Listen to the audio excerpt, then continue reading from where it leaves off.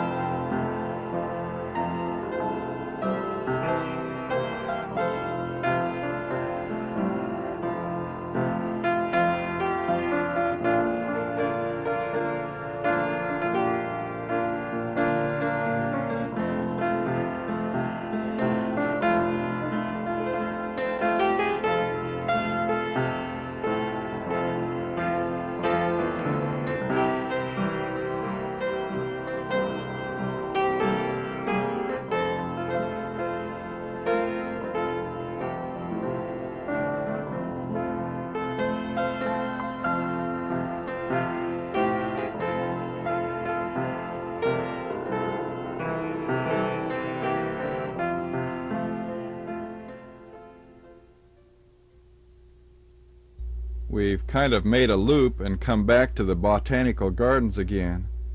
The spectacular waves on the rocks that you just saw is the view from the back gate of this flower garden. All this beauty is just 4 miles west of Charleston, Oregon.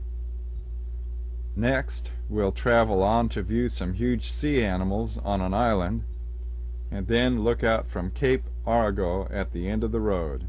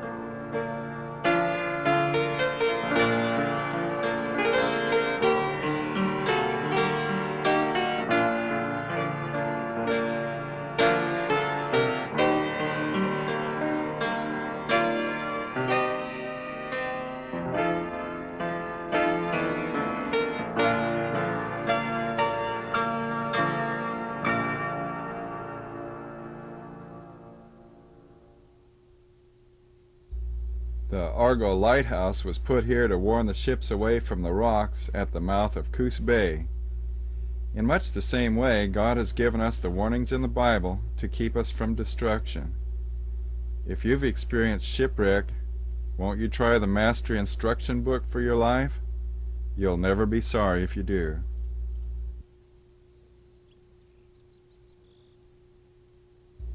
This is the Sunset Bay camping area, and now we're headed west again toward Coos Bay.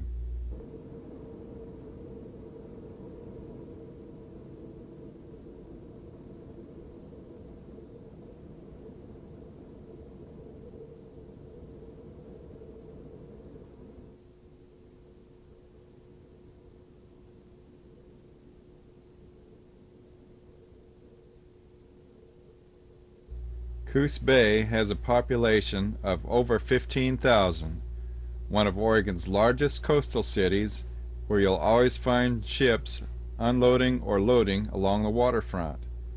Oregon's own bay area.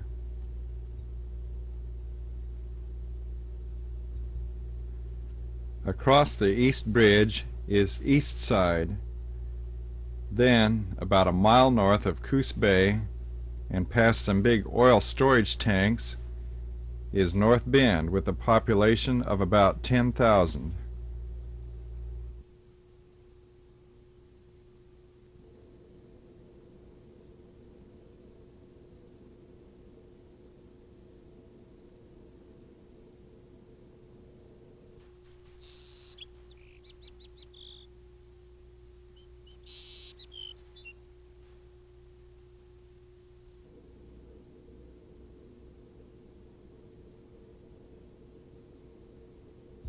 North Bend has a shopping mall called Pony Village, and then when you leave town you have to go across this big steel bridge that's way high up off the ground.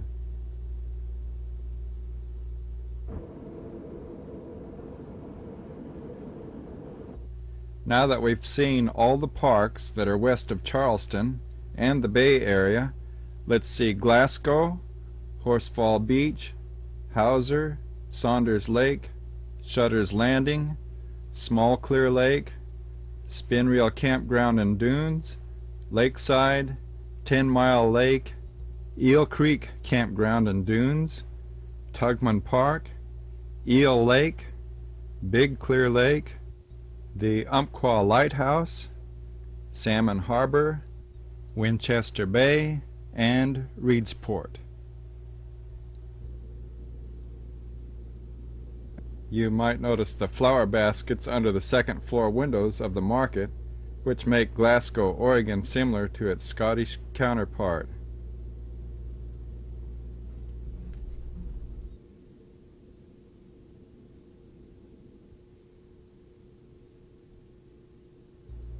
Just across the bay are miles of sand dunes, and the beach is just 4 miles down this road. If not mistaken, I believe motor vehicles are still allowed to drive on it.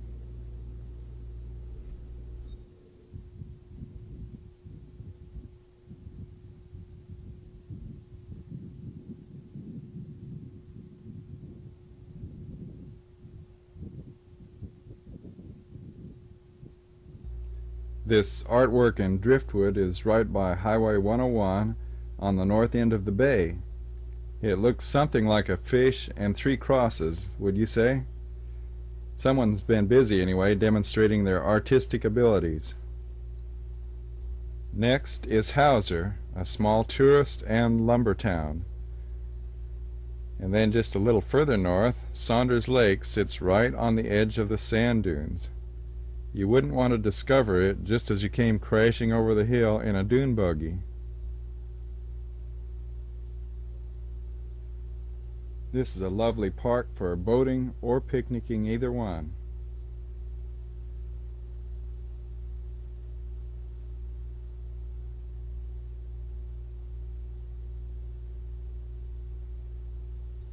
This is Shutter's Landing. You may notice that it rains a lot on the coast, but that's what makes everything so green. There are about 3 clear lakes along here. This is just a very small one. Next is Spinreel Campground, an excellent place for ripping over the dunes in a dune buggy.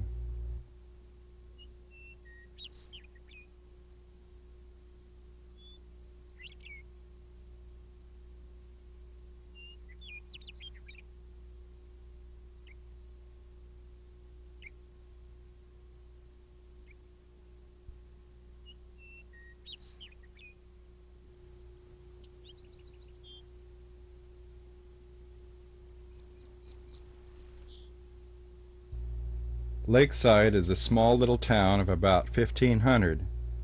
It's right on the bank of 10 Mile Lake, so many of the houses here are on the shores of the lake, and a boat is the only practical way to get there. I remember loading a small range into a motorboat a while back, and then carting it up a stairway to the house on the bank overlooking the lake. Not quite as easy as in a truck. The Eel Lake campgrounds are another place to get access to this long stretch of sand dunes. If it wasn't for the Umpqua River at Reedsport and a few streams, you could probably dune buggy all the way from North Bend clear to Florence.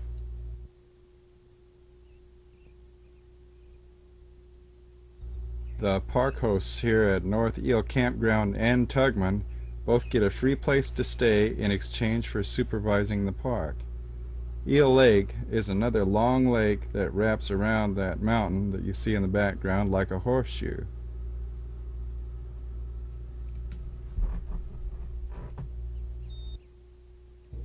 This is the largest clear lake, just a little south of Winchester Bay. Next, let's look at the Umpqua Lighthouse and the coastline down Salmon Harbor Drive, where we'll end up at Winchester Bay.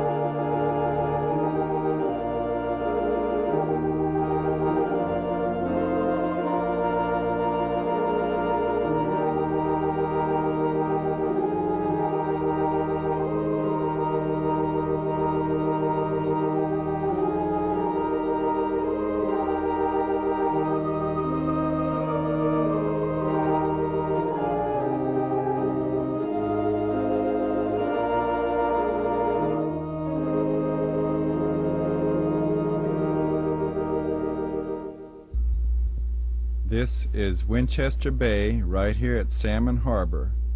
All you need to do is follow this road to enjoy all the scenery that we've just seen. That's about as far as we've gotten today. Come back again next week and let's explore more of Oregon's coast. Next week, we'll travel another 35 miles north, from Reedsport in Florence, clear on up to the Sea Lion Caves. Some of our best beaches are in this area, and we'll try not to miss anything of interest.